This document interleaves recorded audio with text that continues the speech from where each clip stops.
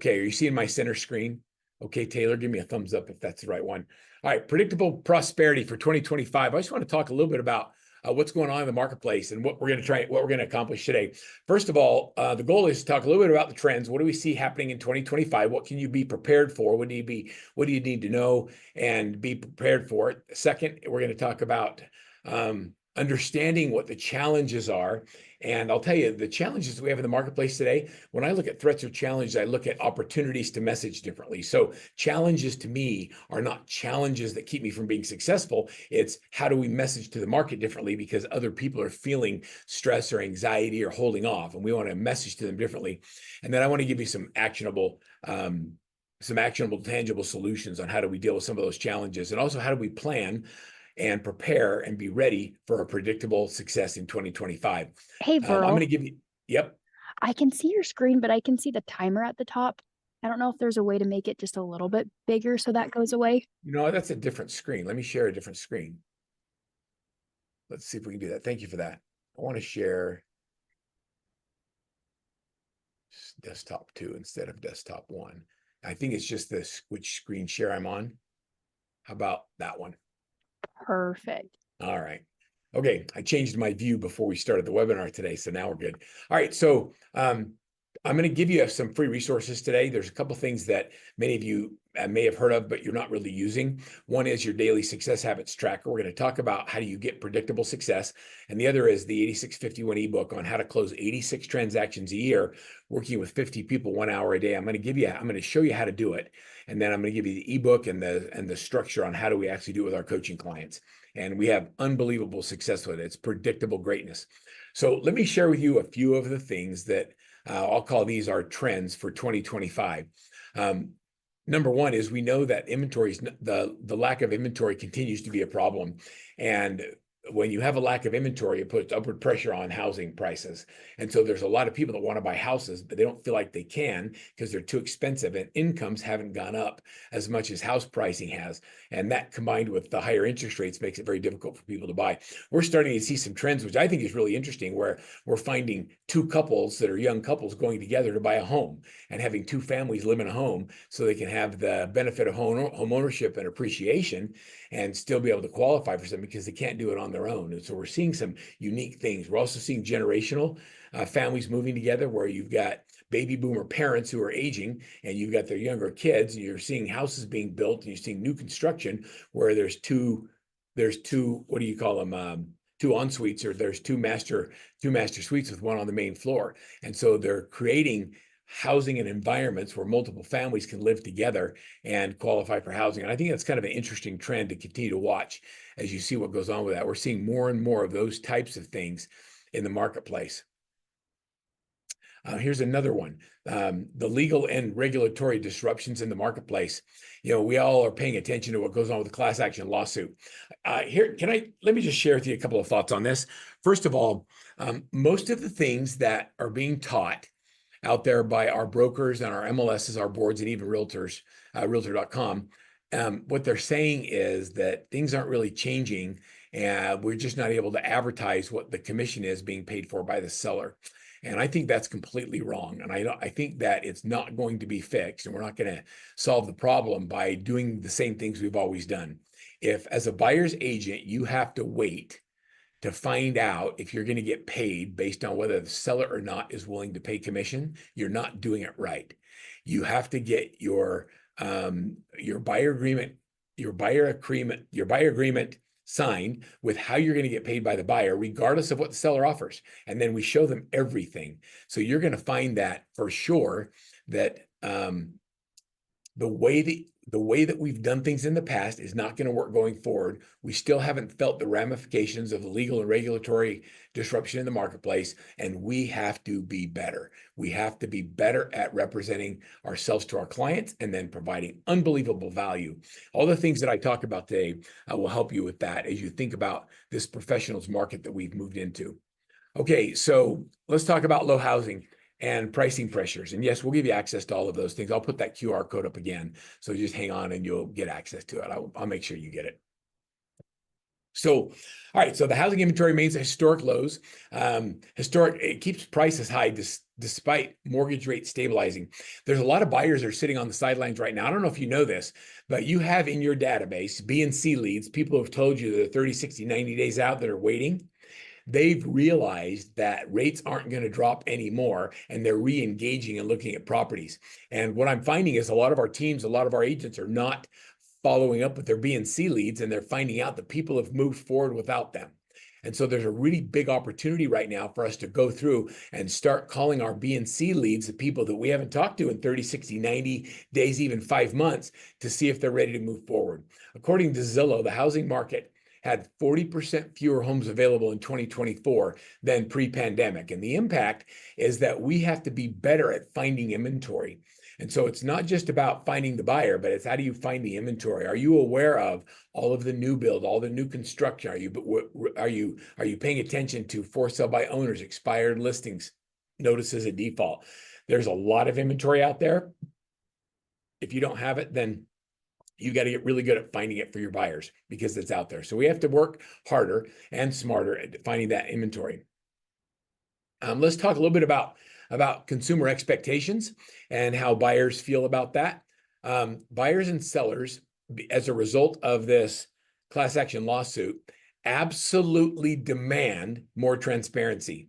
They want speed. They want tech-savvy interactions. NAR says that embracing tech tools, agents that embrace the tech tools are 42% more likely to close a transaction faster. That's an interesting stat to me. If you're not using the tools, the technology, and the trade secrets of the high performers, you're slowing down the process for your consumer. And when they feel like they're stuck or they're not moving forward, they go and they move on. I don't know if you watch the young people today, but their attention span is short. And if we're not able to give them what they want in a short period of time, they just go to the next solution. And if you watch a young person scroll on their phones, they go so fast from one website to the next website to the next TikTok to the next video, and they go quickly because they don't get what they want. They're able to process multiple things really, really fast. If they're dealing with an agent that's not quick to respond, that's not giving them data quickly, they can find it faster themselves. They don't feel like they have value in the relationship. And so we have an opportunity right now to become cutting edge with our tools, our technology, to create a better client experience. And so the impact is we have to have better skills with our tech. We're not okay anymore knowing about the tech. We have to be power users of it. And we can talk specifically about what some of those tools are if you want to. All right, the fallout from the lawsuits, we talked about that kind of in my intro. They're impacting commissions. You're seeing commissions lowered. When commissions get lowered and we make less for doing the same effort, it causes us to have to do more transactions to make the same amount of money. We can't just do the same thing and expect what we've always gotten. So when you think about that, if you have to do more transactions to do the same, where does the time come from? So are you going to take it from family, from faith, from friends, from fun, or from fitness, the 5 Fs? Or are you going to take it from fake work that you're doing?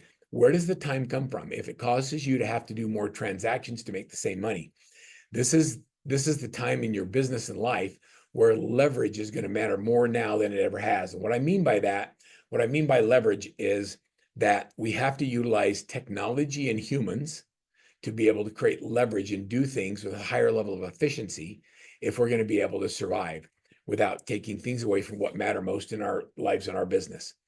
The rise of technology, we're building and we're developing our own AI-driven technology tools, but we're becoming more and more reliant on AI-driven tools for working our CRM, for telling us what the consumer behavior is, who's most likely to list, for lead generation and lead management.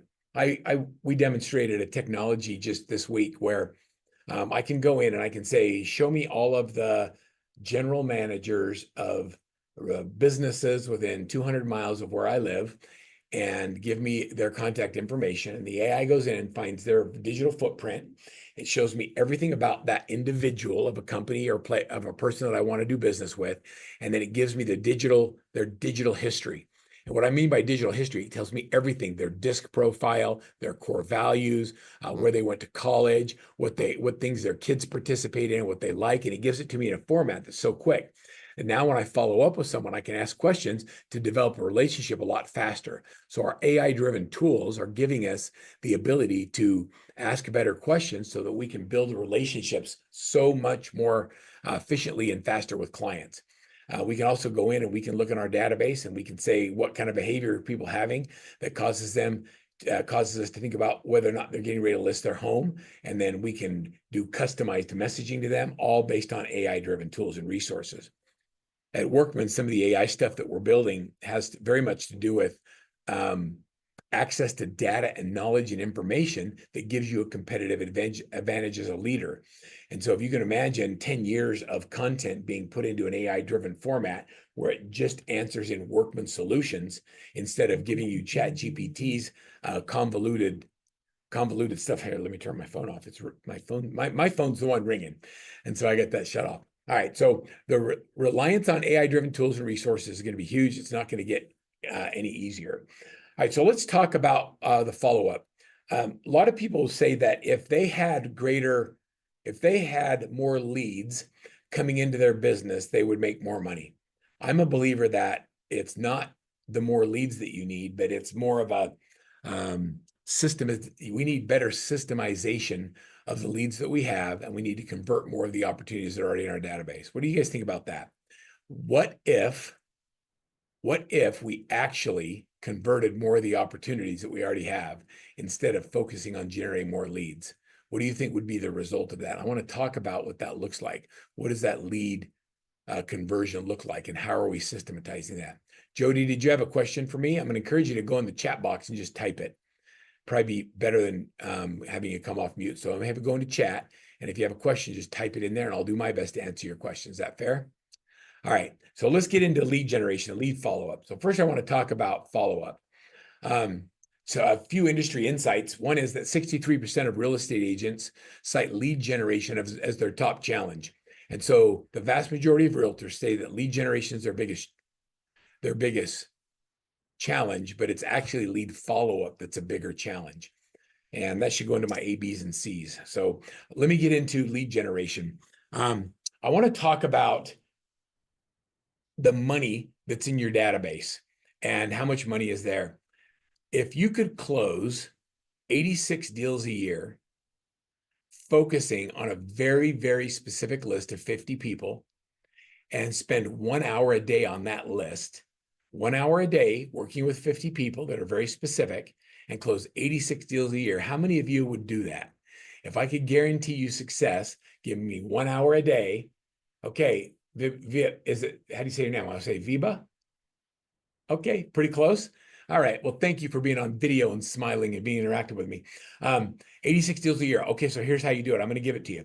And so the way that 8651 works, I'm going to give you the downloadable ebook as well as the tracker for it, is I have you make a list of the top 50 people in your life that know you and like you and trust you, that are willing to give you one referral a year.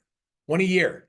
Like how many people do you know that would give you one a year if you asked them for it? Like, you know, there's that many people. Real estate comes up all the time. It comes up in general meetings and conversations. What happens is we don't have enough conversations and they don't know they're in the top 50. So we have to have conversations with them, getting to know them. We serve them, and I'll give you some things you can do that with. And then every single month you have a personal touch with all 50 of them. You can do 2 or 3 a day, doing it 1 hour a day. A personal touch is defined as a conversation or a face-to-face meeting. It's not an email or a text message. I want you to have a personal touch. You follow the system. There's no shortcuts here. After the second or third call, we teach you in the ebook that you need to let them know they're in your top 50, and you're going to call them once a month and say, who do you got? Who do you got? Who's talked about real estate? Who at work brought it up? Who in your neighborhood? Who at your church group? Just give me one, and you count on one a year. Here's what I've learned, that when you do one personal touch every single month with 50 people consistently, they know that they're in your top 50. You're calling them and saying, who do you got? Because we're in the top 50. I want to make sure I'm not dropping the ball. And you give them value in the relationship. If you'll track it the way that I teach you to track it, and this is what the tracker looks like for the top 50, if you'll track it and track all your personal touches, you're going to find, and also in the tracker, there's a place where you put your referrals given. You're going to find that you're going to have 40 of your people give you at least one. 10 of your people are raving fans and give you multiple. and you'll have a lot more than 50 or 60 referrals come out of that group. It blows my mind that we spend so much money trying to attract strangers, and we don't have a plan in place for us to work the relationships with people that already know, like, and trust us. And so number one is lead generation. Is you cannot, like, if I were your coach, I would tell you, you cannot spend a dime on lead generation or high volume lead generation until you show me you're working your top 50 every single month, because we lead with revenue, not expense. And so if you can't show me you're working your top 50, don't ask me if you can spend money on Zillow leads or on Boomtown or on Sync. I want you to do your top 50. Zero cost lead generation. Now in the system, one of the things that's really cool is that at the end of the year, we have you look at your top 50. We have you host a client appreciation event. And it could be something simple like a backyard barbecue. It could be a movie day. It could be something in the park. But you invite all of your people and all the people they've referred to you that referred you at least one client. If you have anybody on your list that did not give you at least one client, at the end of the year, you have to replace them. And we're going to do that every year for the next 3 or 4 years until you have a top 50 list that is constantly producing. And you're going to find that you'll do 60, 70, 80 transactions a year just out of your top 50 list. Guys, it's game changing. I can tell you that there's a lot of things out there that are fluffy and, hope they work. This is not one of those things. This is one of those things that will give you predictable results. When I talk to my people in our challenges and people that are working in the top 50, Julie Grinton said she started coaching in February. Her volume went at 65%, 17 more listings year to date. She attributes it to her top 50. Into that, you go from 300,000 to 900,000, and it's all by utilizing top 50 in GCI. The power hour, when we get on the phones and we prospect and we're focused on our top 50. Denise said she set 3 appointments in one day, just calling through her top 50. When you focus on your top 50, you will generate real business. But how well do you think it works if you talk about it, but you don't actually do it? How well do you think the top 50 works when you download the tool, but you don't actually make your list? The difference between average and exceptional is the exceptional put in the work that the average know they should do, but don't. It's not the quality of the person, it's whether or not you're going to engage and actually do the work. So what I'm going to ask all of you to do is just think about your level of engagement, and are you willing to put in the effort to do the work? And if you are, you're going to get the results. There's absolutely no doubt. Okay, so now we're going to generate a lead follow-up system. So we talk about lead generation. Lead generation, I don't care what else you do. If you do top 50 and that's all you did in 2025, and you did it with a high level of execution, you will sell more houses you've ever done in any year of real estate. And that's a pretty strong promise, isn't it? If you'll implement the top 50, you'll sell more houses in 2025 than you've ever done in your history in real estate. So you want your best year ever? Do the work. Okay, number 2, you're going to generate more leads than you've ever done before. You're going to get more listings, you'll have more buyers. And so the key is, when the leads come in, to systematize the way that we follow up with leads. Because if you don't build a system around it, then it becomes accidental and there's no rhythm to lead conversion. When we sold our business to homes.com a few years ago, one of the things they acquired from us is the ability to do lead conversion. They were really good at generating leads at the top of the funnel, but they realized that Workman clients were having a much higher level of conversion of those leads than those who weren't following the system. And so we developed for them a program called the ABCs of lead conversion. This is how we convert leads. Number 1, you first have to identify what an A lead is, what a B lead is, and what a C lead is. And then you have to have a systematic approach in following up. So an A lead is somebody who's ready to buy or sell, they're ready to go, and you have a scheduled appointment with them. So Viva, if you have a client and you've gone out and shown them properties on Saturday, and you say, oh, they don't want to make an offer, you say, great, I'll call you next week, we'll go look again.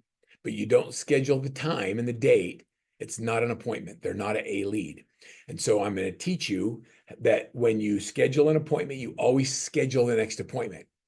even if you don't have anything to show them. So you want to go out again next Thursday morning? You want to do morning or afternoon, 1 o'clock or 3 o'clock? 3 o'clock on Thursday. Your job as the agent is to find them somebody to look at Thursday at 3 o'clock. So we always schedule the next appointment. That keeps people moving forward in the process. If you say, well, let's just see what comes up, and then if there's something to go look at, we'll go look at it, you'll never close that deal. You always have to have a scheduled appointment. So when you go on a listing appointment, if they don't sign a listing agreement, you schedule the next appointment. I'm going to come back by with my stager on Tuesday, 7 o'clock. Okay. So we always schedule the next appointment. An A lead is someone who's ready to buy or sell now, and you have a scheduled appointment with it. The way that we determine whether or not it's an A lead is, do you have a scheduled appointment? And so, Catherine, when you're doing coaching and you're helping agents and you say, how many A leads do you have? And they say 5, what do you check? To see if they have an appointment. Right. I want to see 5 appointments scheduled in your calendar. And if they're scheduled, great. And if they're not an A lead. Not an A. And so everybody in the company, everybody on the team has to use the same nomenclature, the same name, the same culture on how we follow up with an A lead. Are you ready to hear about what a B lead is? A B lead is not quite ready yet.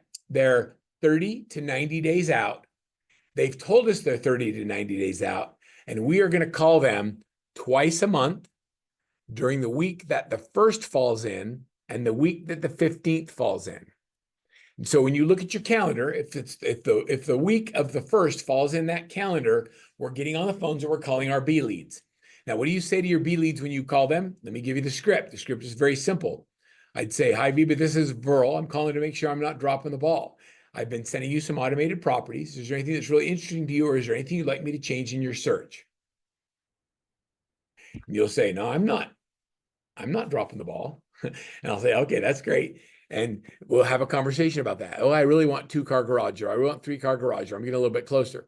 My goal with a B lead is to make sure I'm giving them information that moves them closer to buying or selling, and to set an appointment.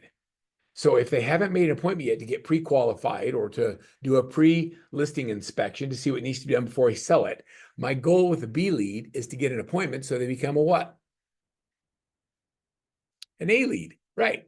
And so the goal is we call them twice a month during the weeks that the 1st falls in and the 15th falls in, so we can move them from a B to an A. Okay, a C lead is someone who's at least 90 days or more out. This is where I tell you there are no bad leads, only people who aren't ready yet. There's no such thing as a bad lead, so don't tell me you have bad leads. There's just people who aren't ready yet. If they're not ready yet, we're going to put them on a follow-up campaign, and we're going to call them once a month during the week of the 8th. So an A lead, somebody we have an appointment with. A B lead we call twice a month during the weeks of the 1st and the 15th. A C lead we call once a month during the week of the 9th, or the week of the 8th. Now I want you to think about that. How many of you believe that if you literally followed up with your A, B's, and C's like this, you would convert more because people wouldn't fall through the cracks, right? Okay, I love that. VB asked the question, what about your pay leads? It doesn't matter where the lead came from. It could be an open house lead. It could be a paid lead. It could be a referral. If they're ready to go and you have an appointment, they're an A lead. If they're not ready to go, they're 30 to 90 days out, they're a B lead. You tag them as a B lead. You schedule the calls during the 1st and the 15th, right?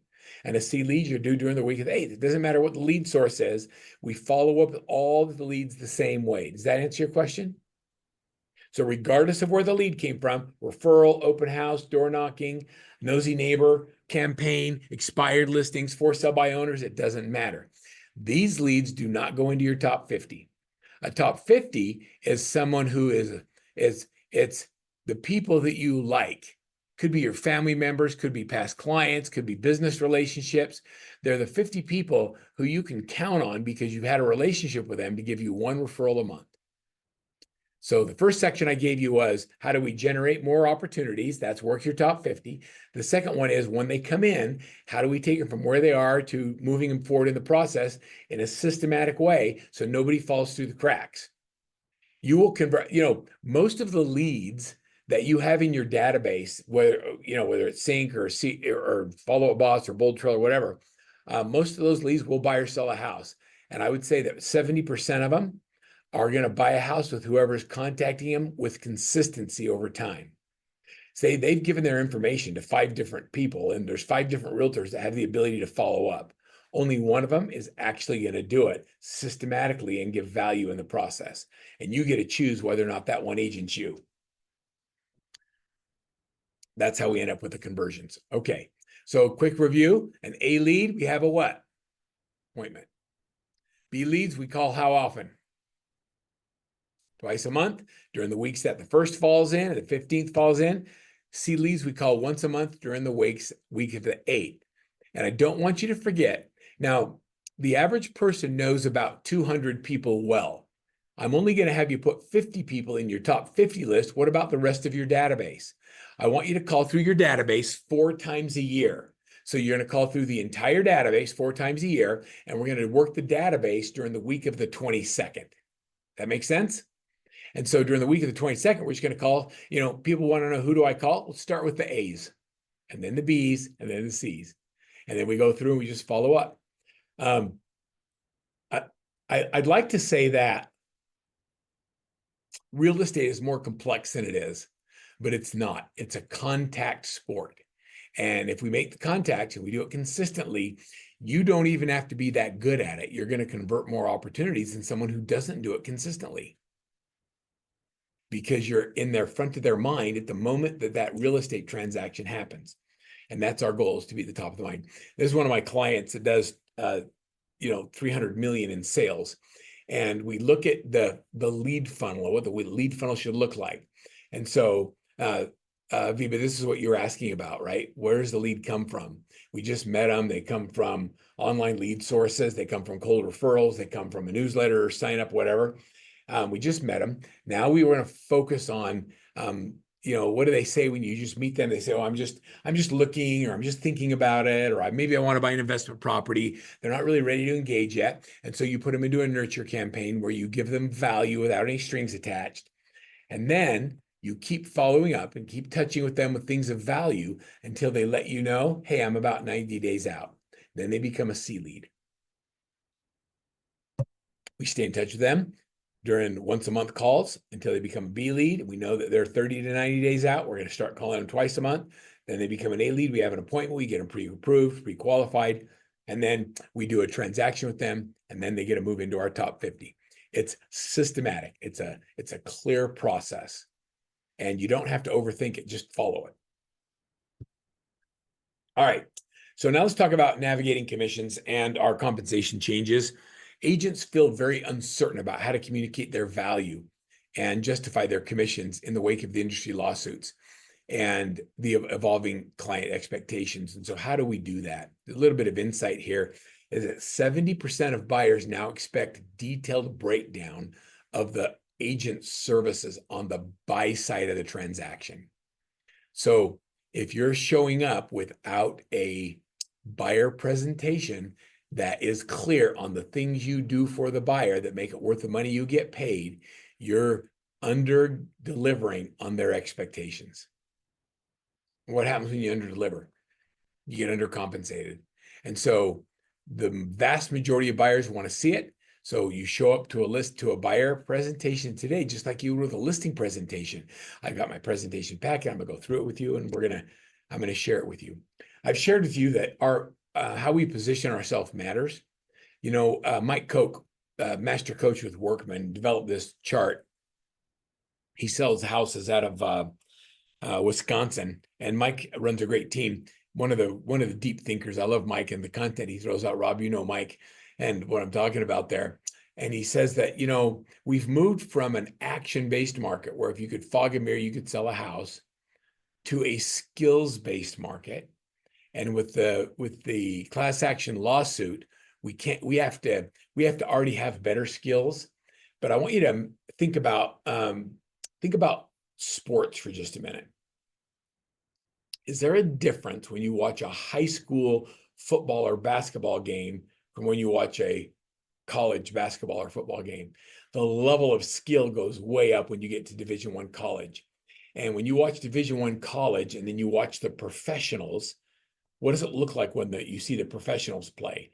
It's like men against boys. It's such a different level. I was watching college football playoffs, and I'm surprised at how big these men are. They are young men that hit hard. They go after the quarterback, they go after each other.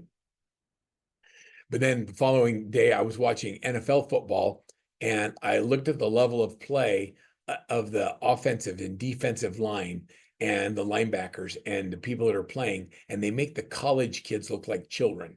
They hit so hard and they come with such fierce ferocity. That's the difference between skills in an amateur and a professional. You have to be at the professional level in today's real estate market if you want to compete and grow. It's not okay anymore to just show up and fog a mirror and hope you can sell a house. We have to hit harder, go with a higher level of tenacity, and we have to play with the pros. And I believe there's going to be a bigger separation between the average realtor and the high performers. The high performers are going to continue to take market share because they have a higher level of skill, because they do more transactions than the average agent who does 5 or 6 deals a year. You cannot get that good at real estate unless you do a lot of it. Because when you do a lot of it, you realize all of the things that you screw up and how to solve those problems going forward. And you also you understand the inventory better. You know what it takes to price it. You know how to get paid on the buy side or the sell side. All of those things make such an impact on going from an amateur's market to a professional's market. I think that we've been able to skate by as real estate amateurs, and that as real estate professionals, it's going to bring more credibility to the industry. But we have to choose. It's not going to be required. We have to do minimal hours of continuing education, but are you investing in your own education? Are you doing things to make you a better leader? Are you getting yourself educated on trends in the marketplace? Do you spend time understanding and knowing what's going on and where inventory is coming, where the next builder's buying lots, whether they've turned into paper lots? There's so much going on in and around real estate that if you're not paying attention to it, it's going to pass you by. And if you are paying attention to it, when real estate comes up, you're able to have more professional conversations instead of amateur conversations. When someone says to you, "How's the market?" and you say, "Oh, it's not bad," that is an amateur conversation. That is not how the professionals talk.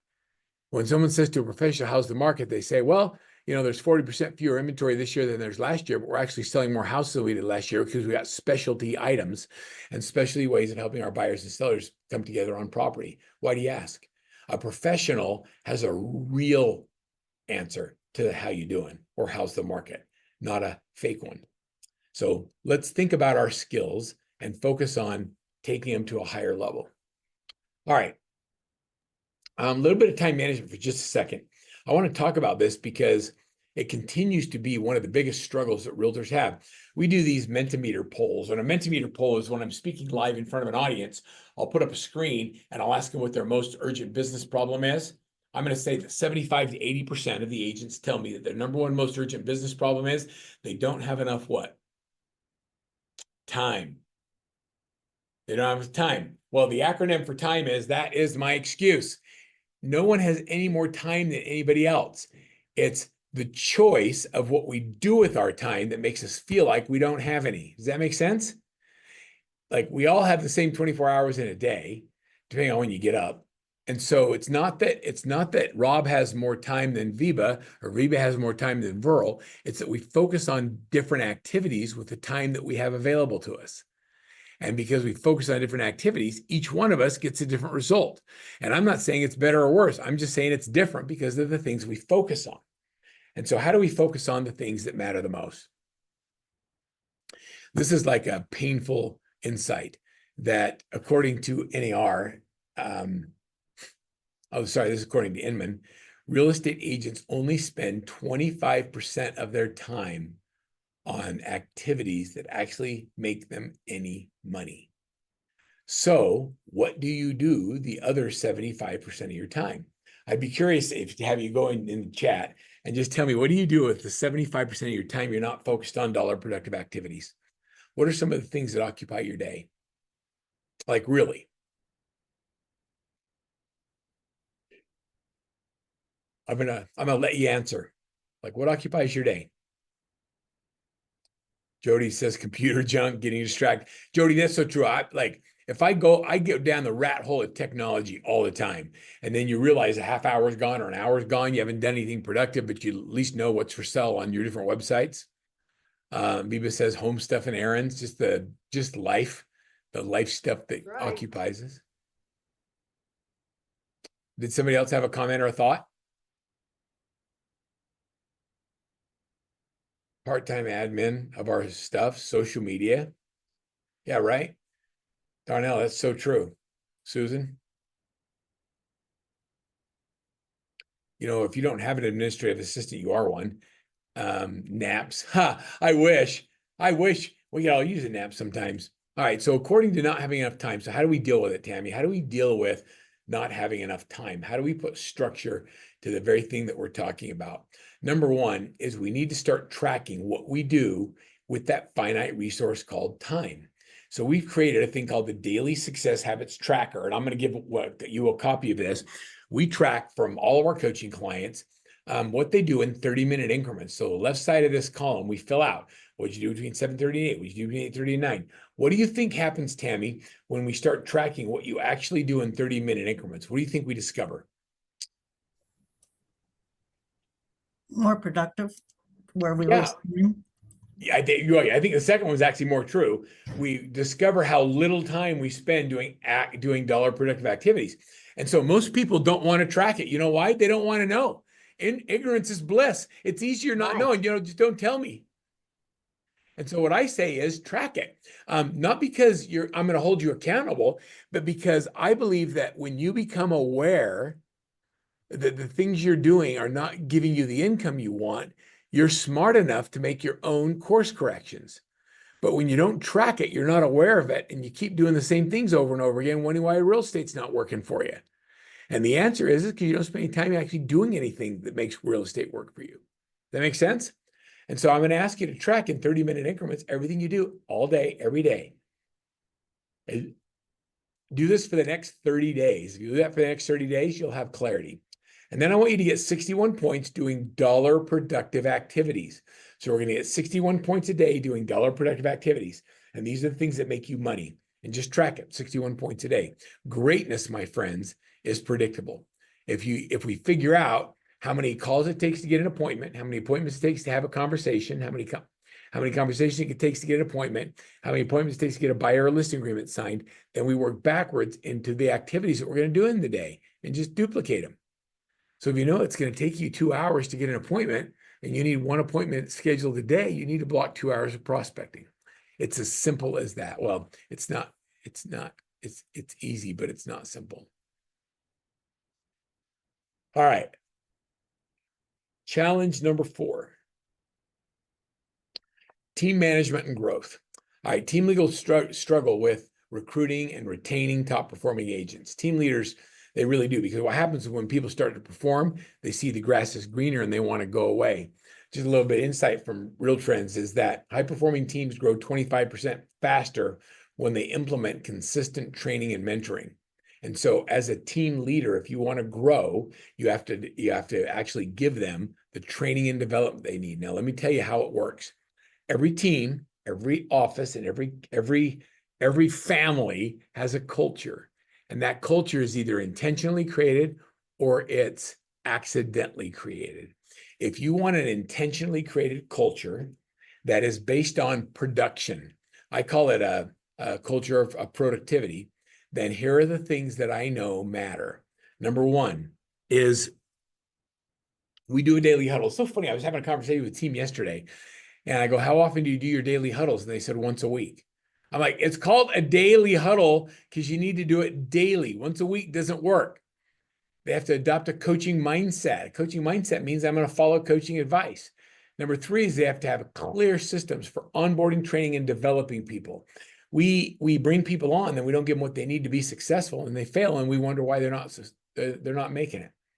You need to use tools like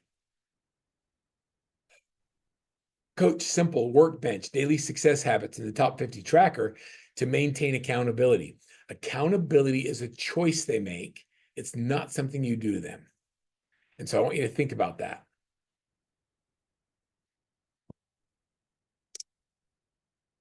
I've introduced many of you to Christy Buck over the years, and I was talking to Christy just recently about what's going on with her business and her team. And I think it's fantastic to see the growth and development this young lady has had.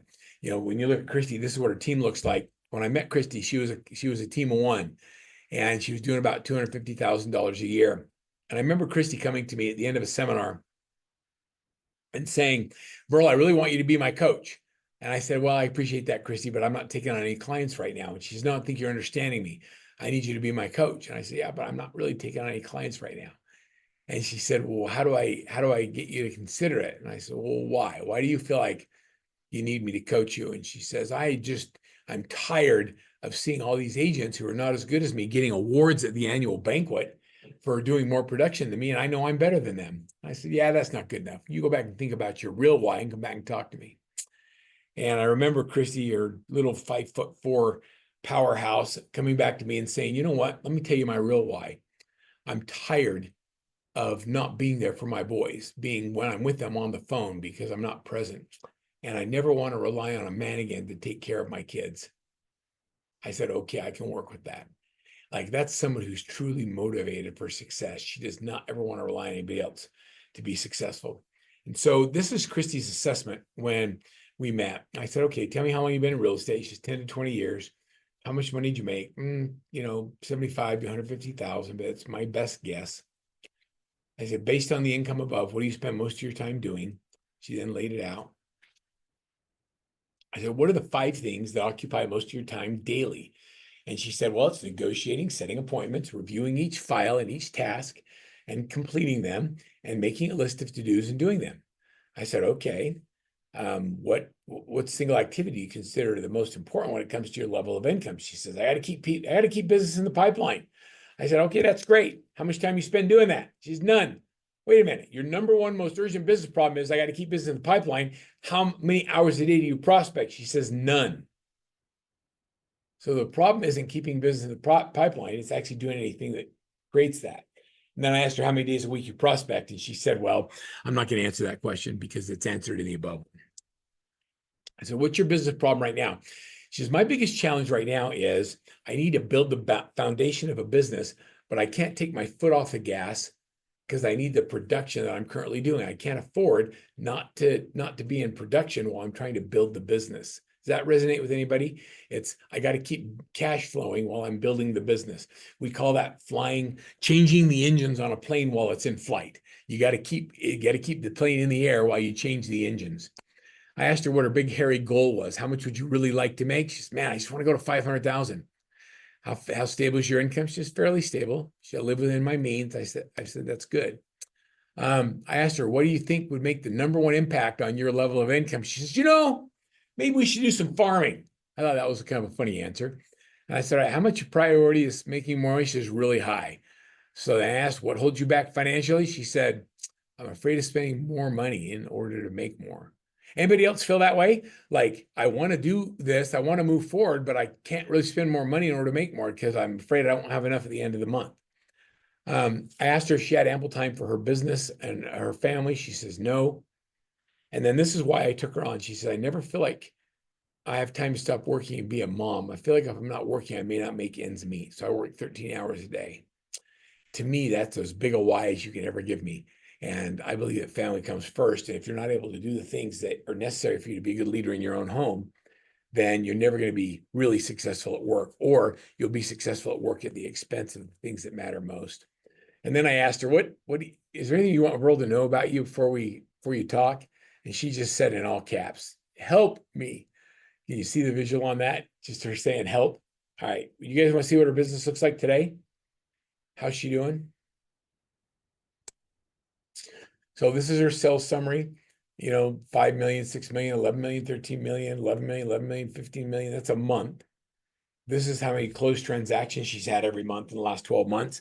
So somewhere between 25 and 40.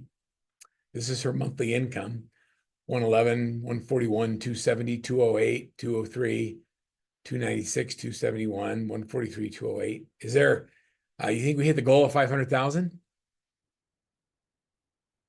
We probably blew past it. Yeah, she's always between 3 and 4 million. When I look at what we do now and how we get her business on track, And how we're able to keep it moving is we do what's called a project backlog. And the project backlog is where we take our business plan and we break it down into the ridiculous steps of what has to happen in order for us to achieve it. And so, in September, she had a goal of hiring 6 agents. And so we built a sprint for hiring 6 agents. She went through the process. When you build the sprint, it looks something like this. Let's see what shows up. Okay, this one, she needs 60 listing appointments a month. And so we broke down all of the things that she needs to do and get done in order to list 60 houses a month. How many of you would like to list 60 houses a year, let alone 60 a month? It's just a number. It's not where she started. It was kind of funny because she started doing like 250 and we went to 1.1, 250 to 575 to 1.1 to 2.1 million in year-over-year growth.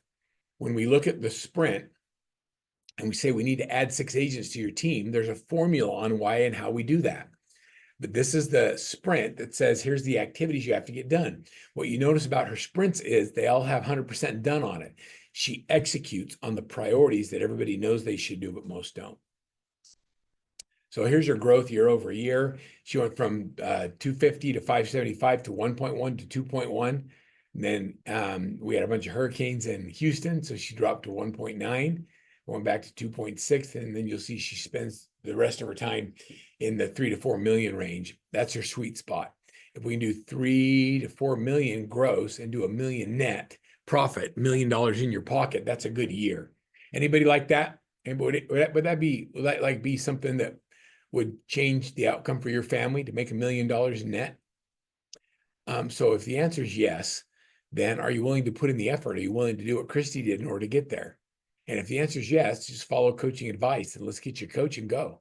Because if you're willing to do the work, we have the formula to create greatness. Greatness is truly, truly predictable. All right, challenge number 5. We're doing great. Hey, Darnell, tell Christy we're all coming for her stats. She says, bring it on. And I'll tell you what I've learned about Christy too, and I love your attitude there, is that she will share with you everything she's doing to be successful, even when you're in her market, which tells you that she believes there's enough business out there for everybody. I've learned that the true high performers, the real givers, they don't run their business from a position of scarcity. They're abundance minded. And that's how Christy is. So she's not afraid of you. She'll share with you what she's doing and hope that you can be successful. And so challenge number 5 was adapting to tech and markets. And a lot of agents feel like they're behind and they're having a hard time adapting to tools that are rapidly changing. Agents using AI and digital tools generate 2.5 times more leads than those who are relying on traditional methods, according to Zillow. And so how are you doing that? Are you doing it? So I want you to master your digital marketing platforms, use AI and AI-powered tools. We have them in Workman. So inside of Workbench, you'll see all kinds of AI-powered tools. Offer clients a seamless virtual tour and digital transaction experience. They should be able to look at their floor plans, walk the home, and see everything digitally. The way that we position, price, and market properties matters, and especially in this digital world that we live in today. All right, here's a quick review. Number 1, implement the A, B's, and C's of lead follow-up. Number 2, provide expert level service. We have to be better at the business. We talk about going to a professionals-based market. That's what I'm talking about. Number 3, spend your time on proven daily systems that generate income. The first one I gave you was top 50. The second one was your daily success habits. And then third, understand your numbers and what it looks like to build a high-performing team. When you look at a high-performing team, it's that you understand that when we do this many dials and have this many conversations, we get this result, and we build the team accordingly.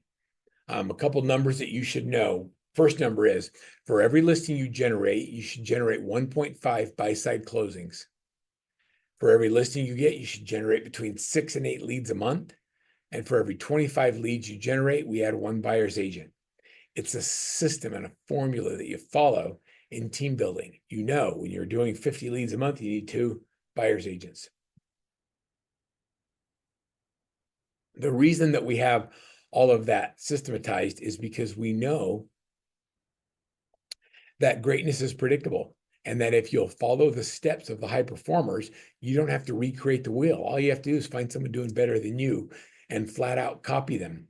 Let me give you the resource again, Viva. You wanted to have the downloads. Here they are. There's also a link in the chat. Just use the QR code, take a picture of that. That'll take you to the Find My Fit form. Go in and fill out the Find My Fit form. Tell us a little bit about you. You'll download the resources and let us know if you want somebody to reach out to you, and we'll talk to you about what it looks like to coach with Workman if you're not already a client.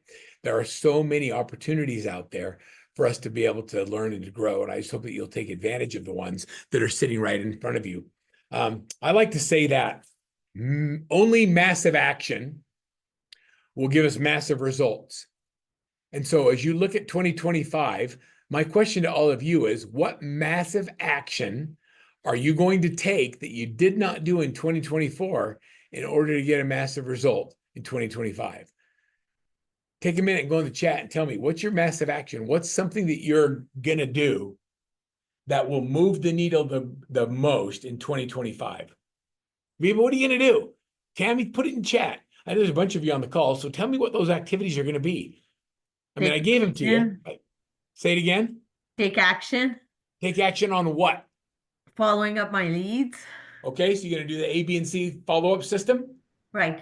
Well, my question on the resources you posted is, I'm already a client of yours, but on the app, can I access the book and everything on the app? Yeah, you can go into Workbench and click on resources, and all those resources are there. And get with your coach and tell them you want to start putting your numbers or your daily success habits in Workbench every day. If you'll put them in Workbench every day, you'll start seeing the real results. Darnell, I love that you're signing up with the system, and I can't wait to see it R4, man. So cool. There's so many great things that we're going to do together. I'm excited about working with you and your company and things that we have. And I know that there's going to be great progress in all the things that we do together. There's so many great things, and we don't have to recreate the wheel. All you got to do is plug in. Any other questions? We've got 4 or 5 minutes. I'm happy to stay on the call with you and answer any question that you have about what you need to do to be successful today. You can ask me anything. Let's take a second here. Let me go off. Let me stop sharing my screen, and we'll just look at each other's smiling faces for a minute. Now you can see me big as life.